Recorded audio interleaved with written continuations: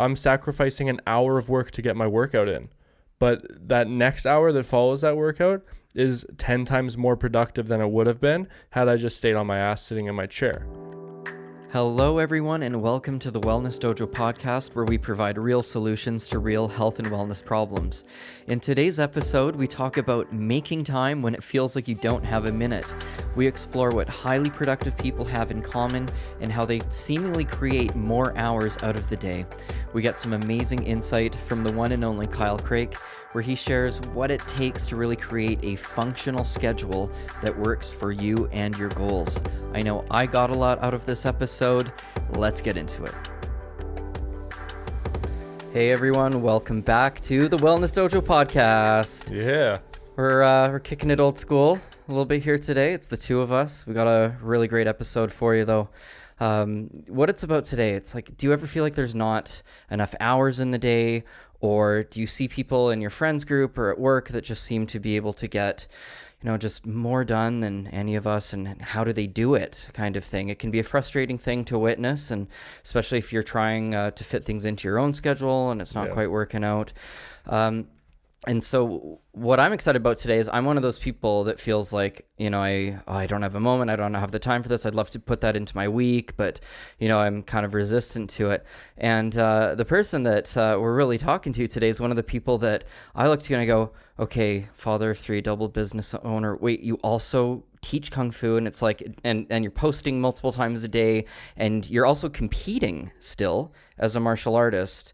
So there's like a training, and you have to train yourself and work out, and it's just like, that's one of those things where I kind of go, oh yeah, I forgot you're actually, he's also, oh my goodness, like how do you do it kind of thing. So I'm excited as someone who is, has a fairly new schedule to toy with, I guess, and to try to adjust. So I'm going through this right now as one of those people, and I feel like after a decade of tweaking your schedule, you are one of those people now, right? So awesome. Okay. Yeah. No, I mean, I'll jump in and just say that I also have people that I look at and go, man, I don't know how they do it. Yeah, it's all relative, I guess, isn't it? Yeah, totally. But we've all seen those people that just piss us off. You're just like, man, how do they make it look so easy? Or how do they get it all done? Or how do they work out like that often and, still be able to fit that in? And I think that's a really common struggle for a lot of people who are trying to get active or eat better. I see it a lot with parents, especially where, that dynamic of having children that are pulling your attention strings all the time. Mm-hmm. And it's like, how do you manage that? How do you find that balance between like having to be there for everybody else in your life, but then also having to be there for you? And I think that's a big topic of this too, right? You're right. That's like the hidden, that's the subtopic. Yeah. Between the lines, because, there's going to be sacrifices if you want to be one of those people that, let's say, is productive. And, it's more than productivity though. It's like, there's a drive to it and things like that, but there's a cost. And the cost might be to yourself. And, this is what I see in practice. I'm sure you see it too, is that exhaustion picture at the end of it. So the first question that everyone has to ask themselves before trying to become an ultra efficient, ultra productive, ultra organized person is, do you actually want to be that? Because there is a component of forfeiture and sacrifice to be that. So can you speak to that? Yeah, I mean, I think a big part of that question is also just recognizing that that's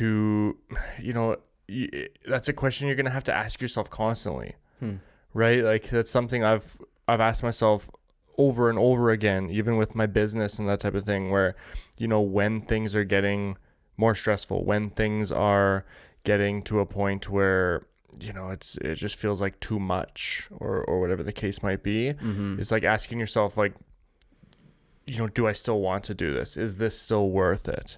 And those are important questions to ask, where they feel kind of negative, where you're like, man, when I'm thinking about that, like, is that me feeling like I'm, is that me thinking about failure or thinking about quitting? And we have this negative connotation towards this thought of like, should I quit this?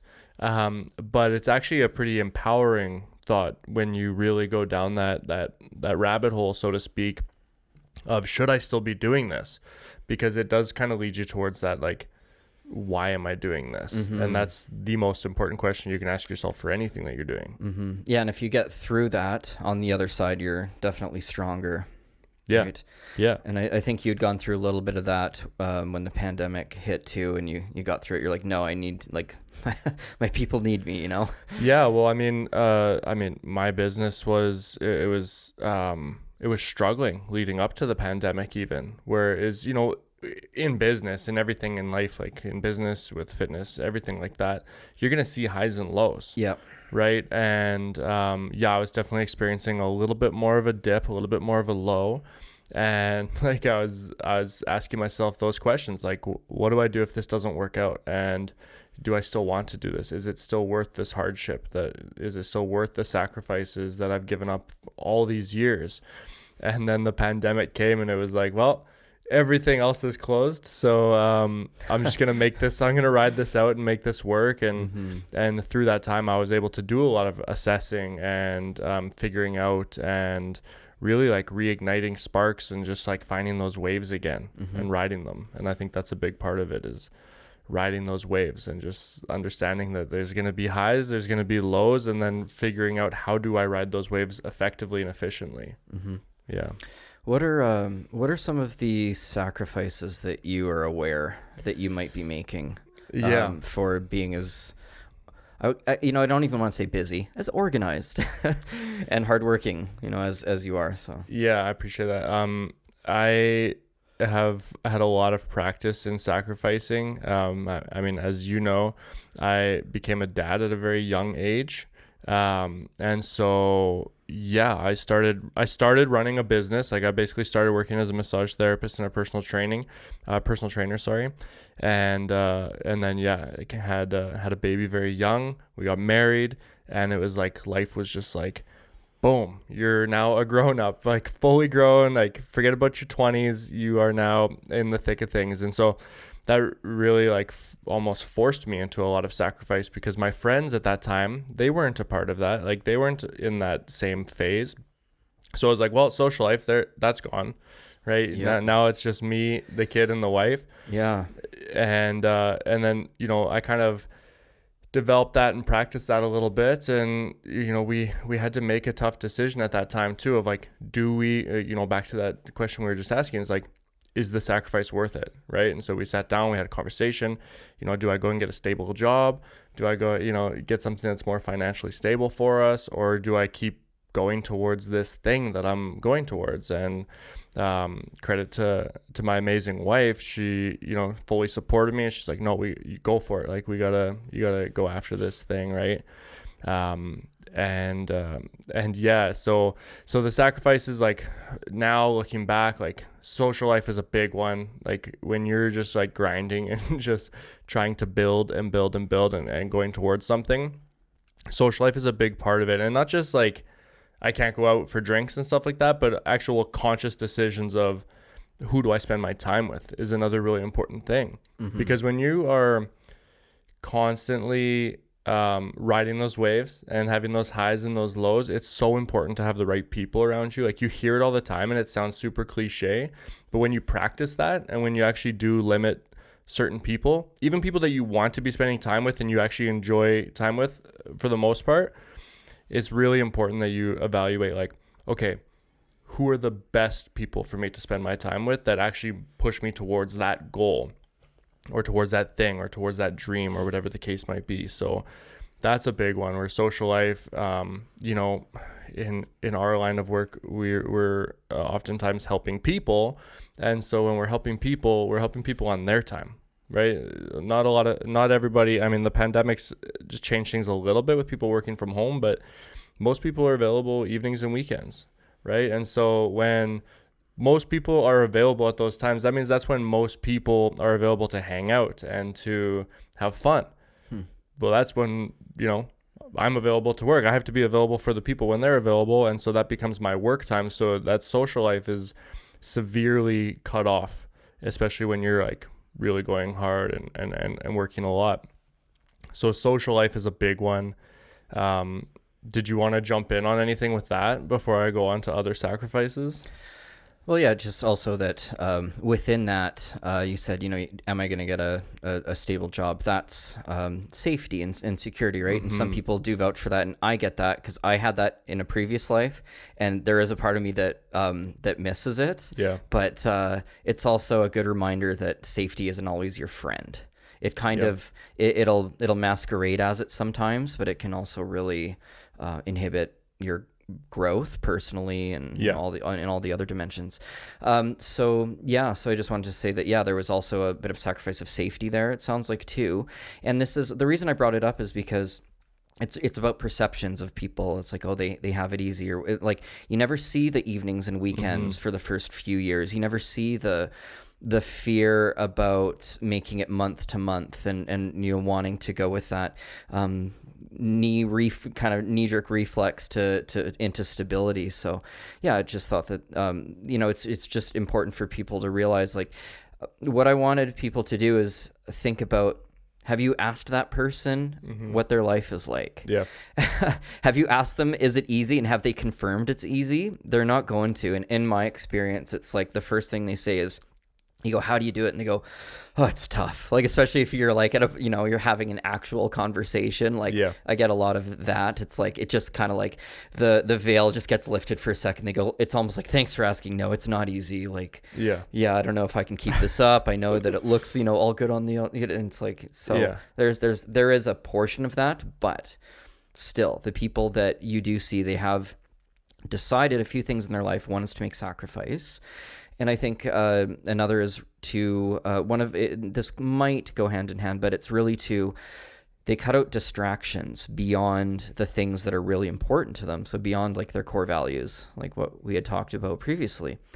So for yourself, like from what I see, it's like you might be in several things, but they actually are under the same umbrella. Yeah. Right. Of coaching, health, and fitness kind of thing. So you actually, to me, like, do you think that you cut out distractions of the world and of what's going on and this and that? It's like, absolutely. Yeah, for sure. Yeah. Right. Yeah. I mean, sometimes almost to like an extreme extent. And it's something that I'm actually doing more and more in my life now. And I don't know if it, the pandemic and everything that around that, and just like stress and anxiety and those types of things contributed to that maybe a little bit more, or maybe it's just more personal reflection on those things. But it's something I do more and more in my life now, like cutting off more social media when it's not feeling good for me, not engaging with people who don't make me feel good, whether that be friends, whether that be family, whether that be even clients from time to time, of like just like really being protective of who gets my energy and who gets my time. And that it is super impactful. And even family, like my immediate family, like my wife and my kids, even sometimes, of like recognizing when I need a break is an important thing. Recognizing when to engage in that comment or to not engage in that comment, even with the kids, right? It's like, just like, let them walk away. You don't have to win this argument right now. All those types of things. I think those are very small, minor examples, but they're actually very big examples too. That's, and that's a sacrifice too, as well. Like but what you said about safety really resonates, as well, with that, because people who are listening to this, who are maybe trying to get, live a better lifestyle, that type of thing, there's a level of safety that's holding people back from achieving their goals, almost always. Yeah. And I think there's a perspective switch that you also touched on that is so important, to step out of that comfort zone.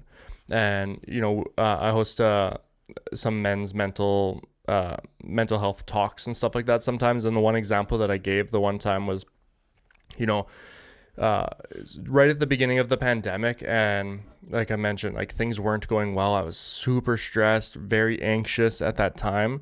And I remember I was talking with somebody, walking the kids to school or something, and they were like, man, like, I just wish I could be like you just have it all together and stuff. And in my head, I was like, if you only knew what was going on, like behind the curtain here, like they're just seeing what I'm posting on social media and kind of my highlight reel and stuff. Like they had no idea what was really going on in my head, in my family life, like all these things. I was the furthest thing from having it all together, and still and I don't believe that I will ever have it all together. It's just a matter of like continually trying. But it's continually like is trying to step outside of that comfort zone and that safety, I think and it is a big sacrifice because it is tough and it does bring up a lot of, there is more risk of stress, more risk of anxiety, more risk of even like depression and conflict and that type of stuff. Like there's a lot of added pressures that come with that, right? Mm-hmm. Yeah. So if you're someone out there that wants to increase your time or, those 24 hours, I would say, be careful of things that are taking your attention unnecessarily and distractions, because that'll just overload you. And we're going to get into strategies of how to actually seemingly create time out of nothing at all. And one of them is it's something that I kind of came up with yesterday, and I'm just going to call it they're multipliers. And so what you do is you drop a distracting, non-serving type of behavior and try to slowly replace it with the complete opposite, something that's quicker, more efficient, and self-serving. Like I'm going to write out my 2 or 3 must-dos today, and then my 2 nice to-dos, or that's when I'm going to do my one thing I'm grateful for, or 5 minutes of meditation. It's like, so it's kind of reminds me of, I know, a game you might play and you get like this multiplier and suddenly your points just double and triple. It's kind of like that. Yeah. It's a good way to keep it fun. Yeah. Because, I'm a distracted individual for sure. I'm very aware of it. I work on it constantly. I'm always putting blocks and downloading new software to block news sites and entertainment and things like that. But that's what I've noticed about even, about other people that I look up to, or like public figures.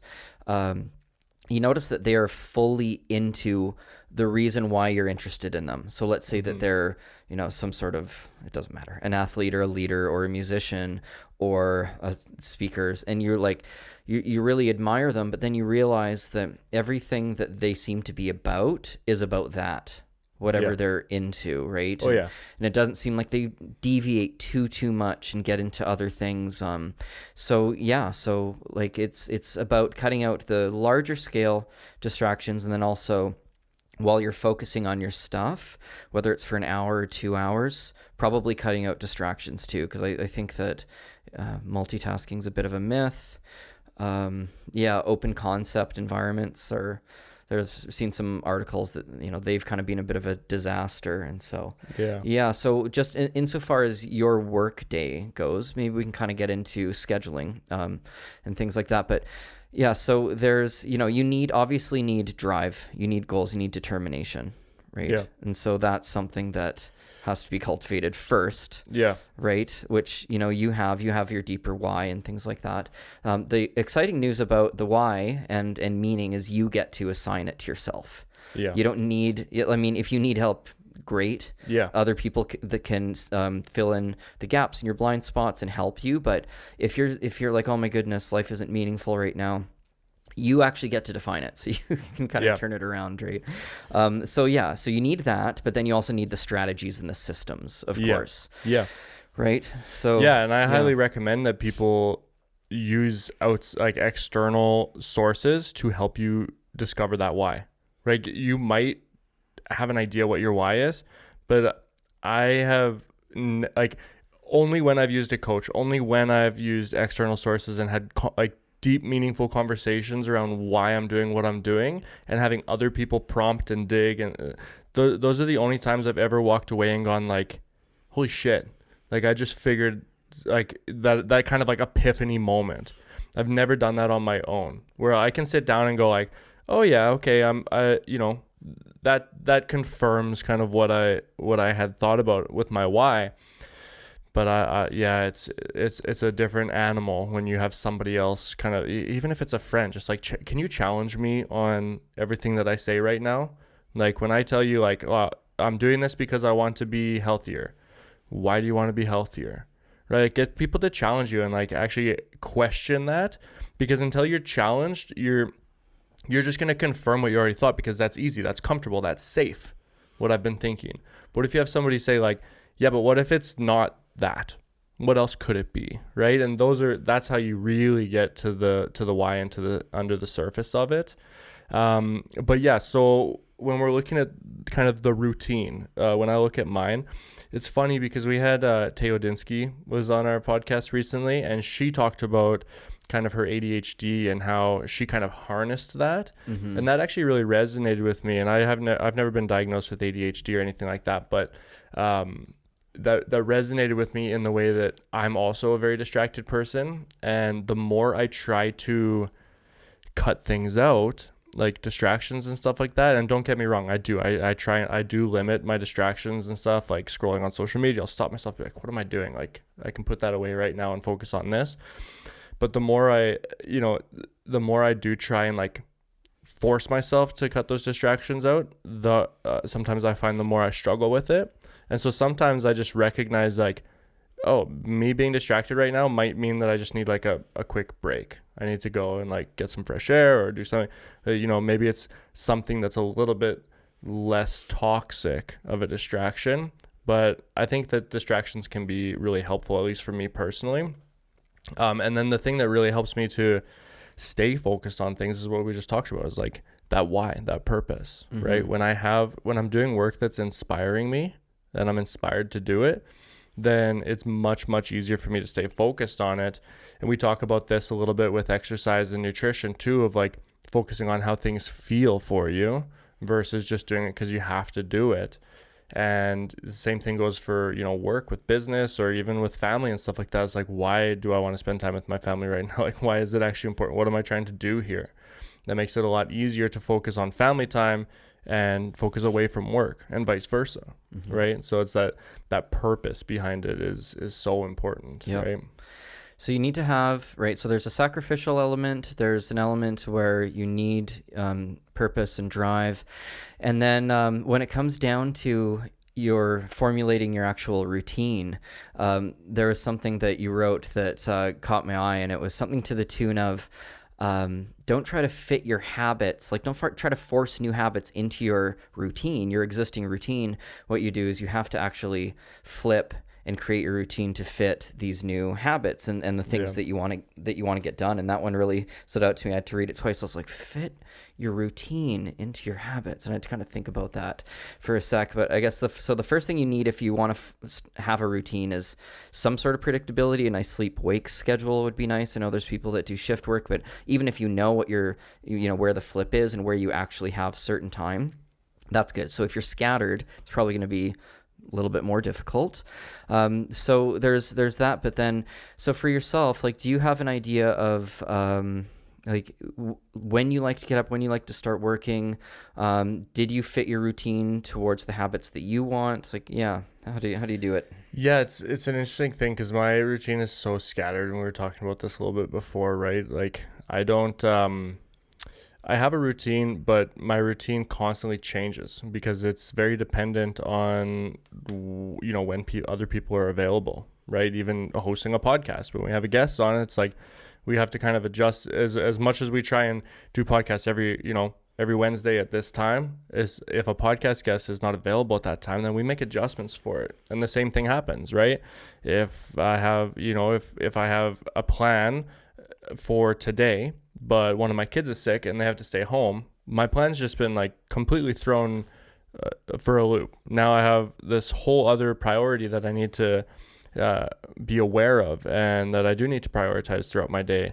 So things are constantly changing.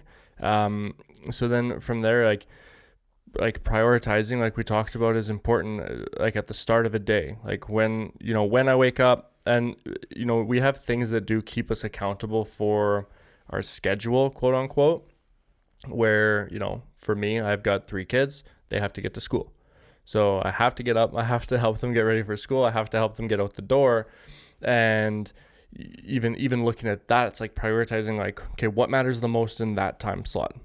does, a social media post matter the most there, or is it making sure that the kids have their lunch in their backpacks? Like, so it's like figuring those types of things out, and then you have certain kind of solid things that are in that schedule, that are in that routine, that are often unbroken.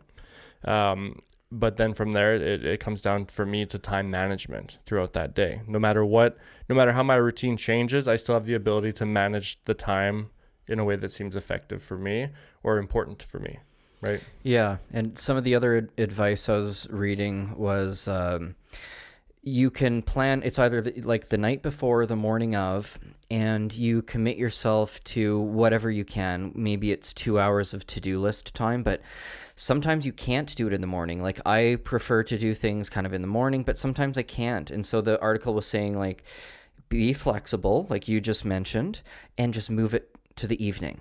But at least it kind of set it in your mind, and it starts to set the commitment. Nothing's got, messed up. It's okay. It's just the morning you have to do this, and in the afternoon you do that. And then the next day, the morning, you have your 2 hour block. Yeah. And then in the afternoon, there's a little bit more play. And so, yeah, so that's what they suggested. It's like, you can be flexible with it. Just try to plot it. This person was saying the night before. You're saying the morning of. Both are good, and depends on what works with your schedule. I've been trying to do the night before, and I love it because it's one less thing to do in the morning. When I wake up, I've got my 3 things on the list. Yeah. It's actually a habit I'm tracking on the calendar. It's that important to me to start to write out a couple things the night before. Yeah, and writing it out the night before too, for a lot of people, a lot of people struggle with like waking up in the middle of the night, or with not being able to fall asleep because their brain is thinking about the to-do list for the next day. And I've often had clients do like a brain dump or a task dump of like, let's write all those things down that you're going to be thinking about through the night. Write it down before you go to sleep. Then at least it's like you've put it somewhere. Yeah. And organize that thought just a little bit. And so for a lot of people that helps. But yeah, it's tricky, but that's what you're talking about is, I think, really speaks to prioritizing, really speaks to time management. I think those two things come hand in hand because, like you said, okay, something comes up in the morning and I can't do that thing. Well, let's check our priorities here. Like, what needs to be done today? And, yeah, the absolute non-negotiable, like, need to get this done, because it'll help you. It'll help your stress levels. It'll help you go to bed that night. But yes, I agree. You need that list. It's like, and it should be like, I don't know, 2 or 3 things. Yeah. Whatever it is. Right? Absolutely. And then you have to look at, and how much time do I really need to be spending on this? Right? Okay. At the last night when I sat down and I marked it out, I decided I need 2 hours to write this blog post, right? And it's really important I get this post out. And but then something comes up in the morning where it's like, oh, my car wouldn't start, or I don't know, whatever it might be. I had to shovel because we got 6 feet of snow outside. So then you look at that and you go, okay, well, how much time do I really need to spend on this? Can this get bumped, or can I spend an hour on this instead?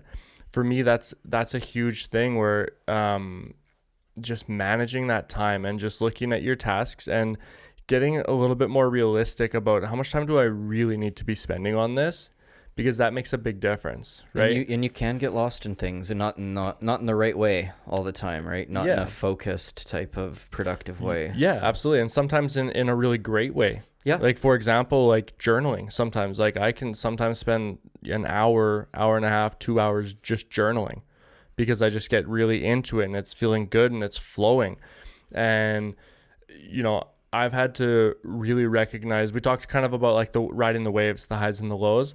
Well, that goes with priorities too. And you have to kind of pay attention to what matters, not just what's urgent now, but also what's going to be impactful for me tomorrow and the next day and the next month, and those types of things too. Mm-hmm. Right? Those things deserve your priority too. Even though they're maybe not bringing you money or immediate results, like a workout or something like that. Like, stretching is a good example. Right? People often say, like, people have this idea that it's like the more work you do, the better that's going to be for your results. But people forget, they're like, okay, stretching, well, it might not be burning as many calories as your workout. It's equally as, if not more important, to your overall progress and for your longevity of being able to exercise and all those different things.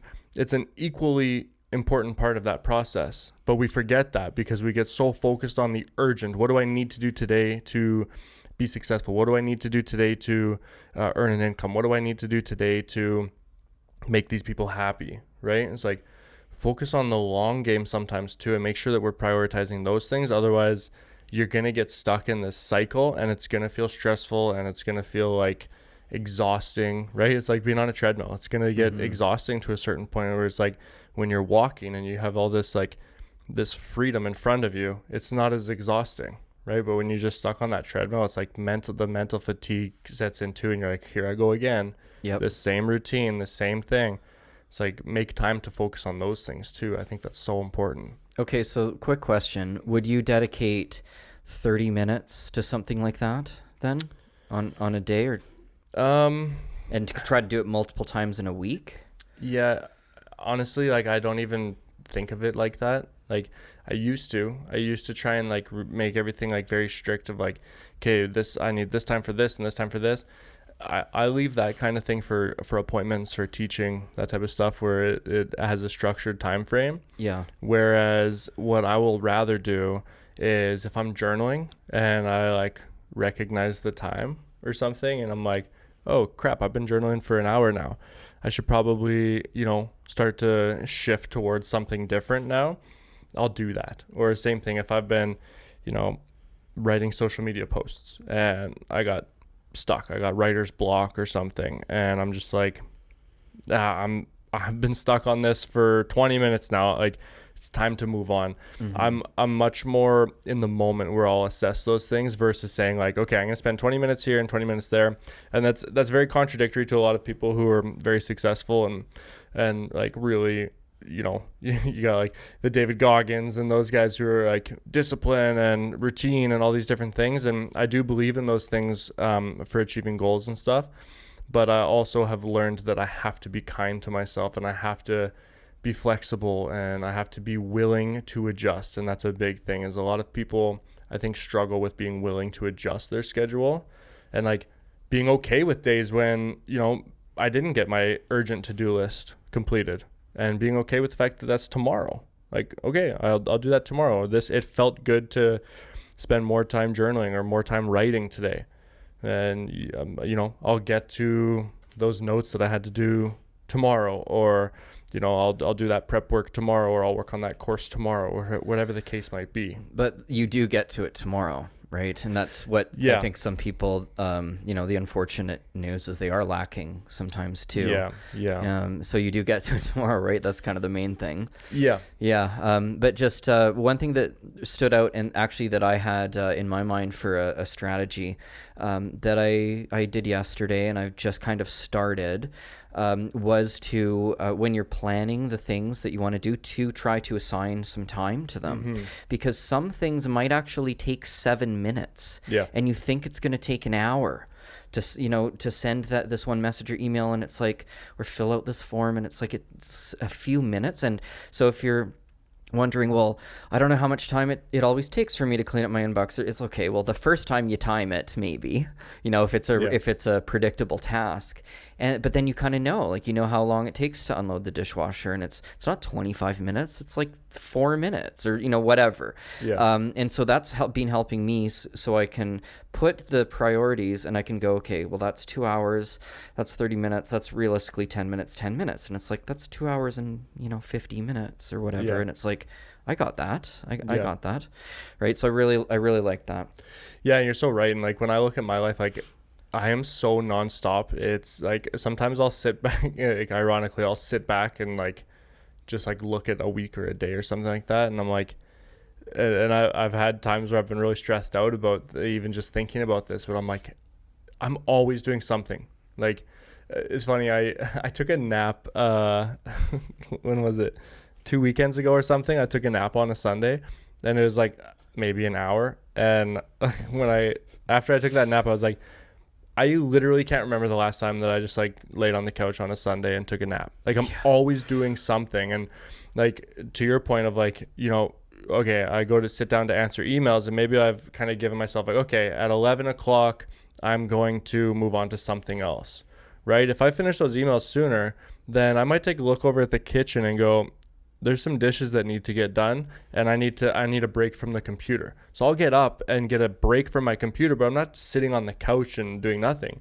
I'm going and doing dishes because I know that later when my wife comes out and she's going to be stressed that the kitchen's all messy, right? And so it's like I'm kind of constantly looking for tasks, but doing things in a way it's like if there's dishes on the counter, I'm not stressing about it while I'm working because I know that I'll get to it later. But then I actually do get to it later. Yeah. I just find the right time to do that. And yeah, that's where I mean, like, it's super important, I think, to have that willingness to be flexible, to say like, okay, I'm going to leave my office for a bit and go and do this other thing that's also been on my mind. And that way, like, I think one of the big things that people deal with, especially in terms of like, I don't have time to do anything, is because that to-do list just piles up so quickly, right? But it's a matter of like chipping away, like just chip away at things and make sure that the things that are most important to you, whether that be the urgent things or those big long-term things that we're looking at, like making sure that those things are prioritized first. And then but then knowing like when I'm done with those things or when I'm taking a break from those things, I'm going to get to the lower priority things as well. Yep. Right. Yep. And then of course there's room for rest in there, but that's another thing that the write-up that you were talking about before, like that's a big thing that I mentioned in that too, is like when you're building a habit, right, you have to, like, there's going to be times where you're like, things just feel so overwhelming and I just need to take a break from this. It's like if you're trying to build a habit, if you're trying to create some like a positive change in your life, you can't afford to do that. Like you can't afford to just say like, I'm going to take a break from eating vegetables today or prepping my food today, because now you've broken the consistency. I've heard one of my previous supervisors would always say, missing once is a mistake, missing twice is a new habit. Yeah. Yeah. And I thought that was really good because it gives a little bit of forgiveness, but he's like, don't miss twice kind of thing. And I've heard that echoed in the habit building world too. Yeah. Yeah. And if you are doing that, like if you're listening to this and you're like, oh, that resonates, right? Ask yourself, what safety am I giving myself by skipping that habit today?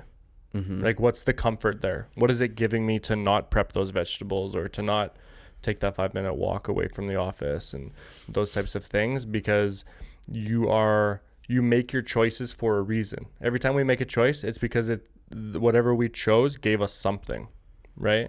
And so if you're looking to find more time in your day, right, then look at like the things that I am doing that maybe aren't as conducive to what I want to be doing.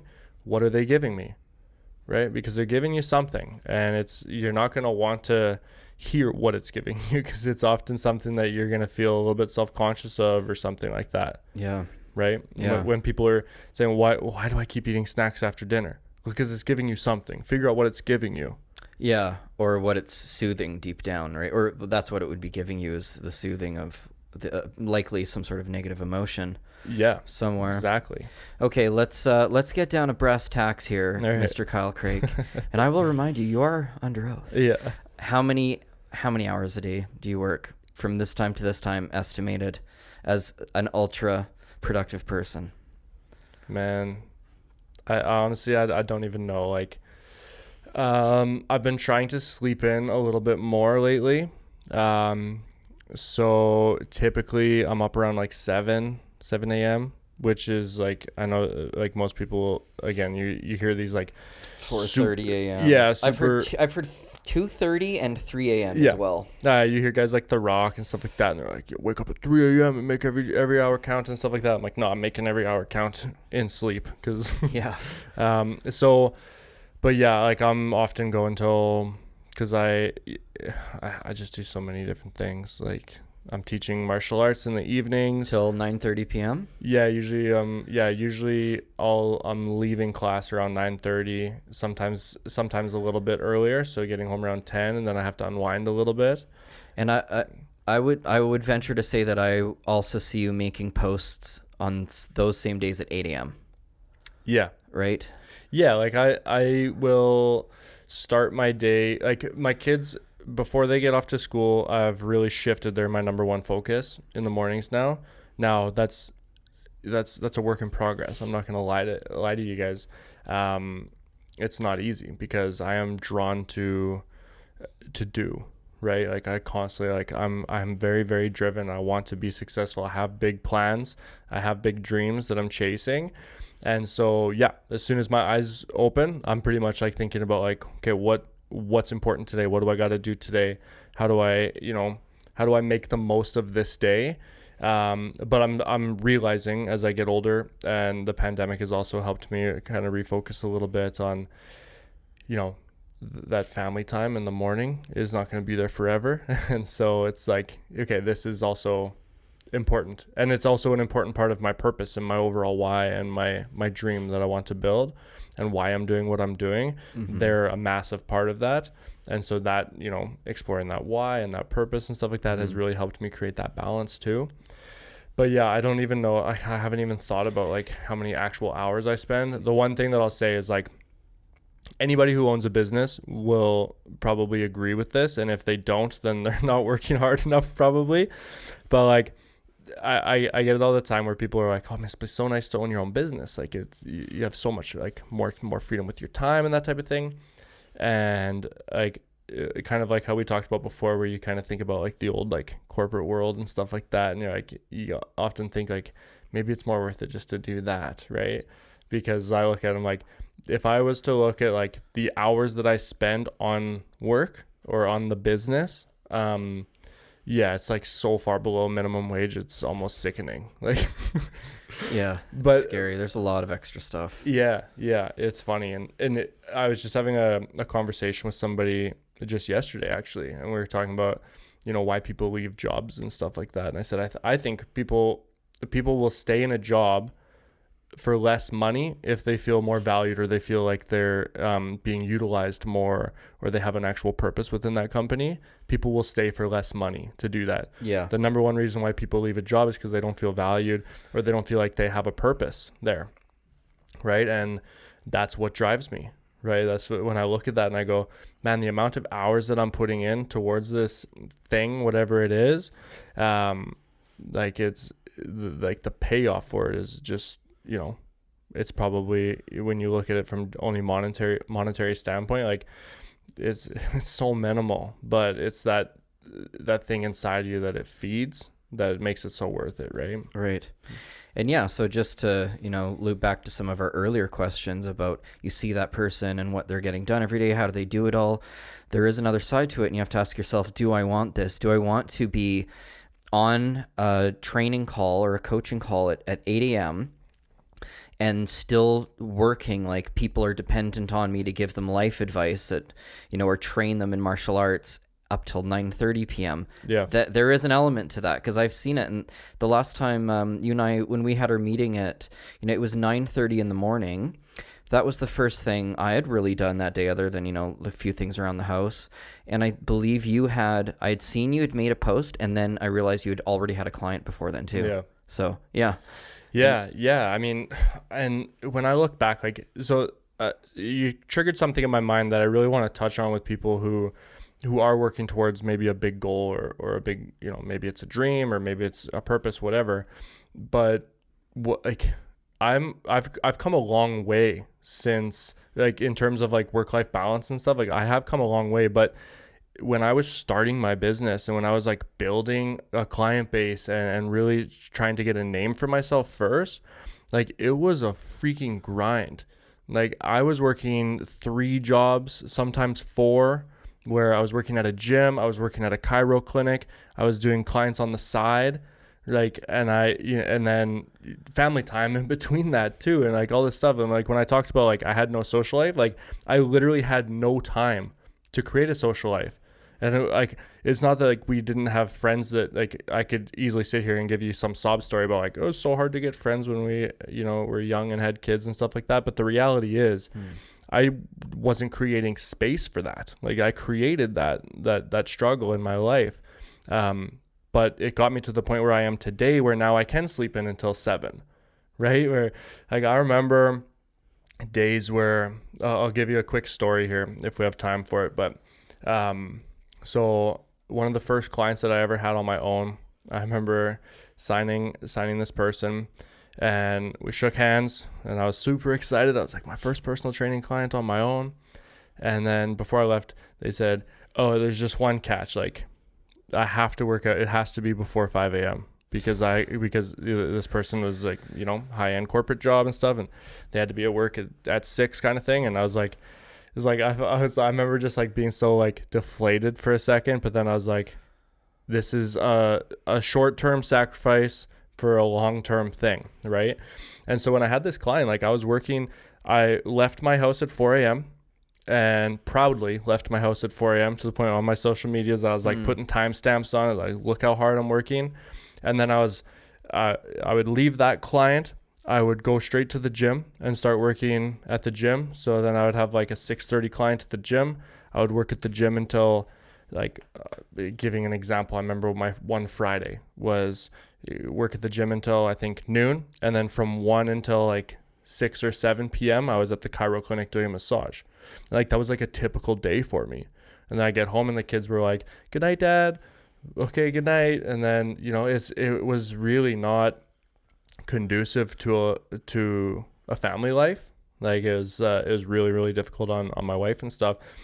But, you know, credit to her, like she put up with it and allowed me to build that and supported me through that. And it wasn't easy, and it was really tough. And, you know, there's a lot of sacrifices and struggles and all those types of things that came up from it, but it led me to being here. So when you are looking at this and going like, is it worth it to sacrifice it? Like, don't just look at the negatives of sacrificing either. It's really easy to... Right, it's kind of, there's definite connotations of negativity with it, yeah. Yeah, you're like, sacrificing means missing out. Well, sacrificing might mean gaining more later, too, right? You sacrifice that night out with the ladies or with the guys on Friday to go to that class or to get your workout in. Like, yeah, it might kind of suck right now. It might be hard to do right now. And I'm not saying that you absolutely have to do that. Like, do what feels right to you for sure. But look at what the possibilities are on the other side of the fence too. Like, what could it bring you later? Yep. Right? So. Yeah, exactly. Okay, so if you're looking at that person and it's how do they do it, I wish I could be that. First, you have to realize there's a sacrificial element to it. There's gratification and there's reward later on, but that's something that you definitely have to keep in mind. These people, like Kyle, they shut out, unnecessary distractions, whether it's out there in the world or kind of in the moment while you're creating things. They are driven. That is part of it. They're driven and motivated, but because they figured it out. And it's not because you're lacking it. It's because maybe you just haven't figured it out yet. There's this other, element to it, this raw element of getting up early. That seems to be part of it, or, whatever is early for your schedule. Yeah. And committing to planning the important tasks. I think one of the great strategies was assigning time to them. I think that gives you great perspective. For me, it helps me actually get over things because I have resistance and I'm like, that's going to take me forever. And then I actually think about it and I'm like, 25 minutes maybe if I really focus on it. Or if you give yourself 25 minutes and just be okay with whatever you get done in 25 minutes. Yeah, that's another way to do it too. Right, you can time your productivity. Okay, I have like time management is like, I'll do that oftentimes. I'll say, okay, I have until 11 to get this blog post done. If it's not done until then, or if it's not done by then, then I'm moving on to something else and I'll come back to it. Yep. Right, and I'll look at that. And that comes with experience, like you were talking about too, of like, writing blog posts or like whatever it is that you're doing. Maybe it's going for a walk and thinking like, well, a walk's going to take me an hour. Well, maybe not. It could take you 30 minutes. It could take you 10 minutes. Like, yeah, go and like test things and see. But exactly. Yeah. We talked a little bit about the concept of multipliers, looking, and ask yourself, what are the behaviors and things I'm doing that aren't serving me? Yeah. Your mind will tell you right away. You know the answers already, and sometimes you have to kind of write it out journal style, but you know what it is. And so if there's something you're getting lost in for 30 minutes, can you replace it with something that takes 5 minutes and actually elevates your mood and elevates your neurotransmitters and your outlook for the day? That's doing a gratitude journal, doing 5 minutes of meditation. Maybe that's the time when you actually plan your priorities in the morning. Yeah. And then, you have to be ready to work hard. That's part of it too, right? It doesn't happen under anyone else's effort, or it's your own volition, really. Yeah. Well, it's the common phrase of like anything worth getting, it doesn't come easy. Yeah. Right. It's so true. Yeah. Like nothing that's really worth it to you is gonna just be easy. And I think oftentimes, I don't think people ever think that it's gonna be easy, but when it gets hard, it's like having the resilience to push through that and to go, okay, these sacrifices are worth it. Remind myself why, and then like you're saying, like look at those distractions and say like, what is getting in my way and what is it giving me, and how else can I give myself that? Mm-hmm. Right. And I just want to touch on a couple more things. One is that some people are legitimately exhausted. Their cortisol is low.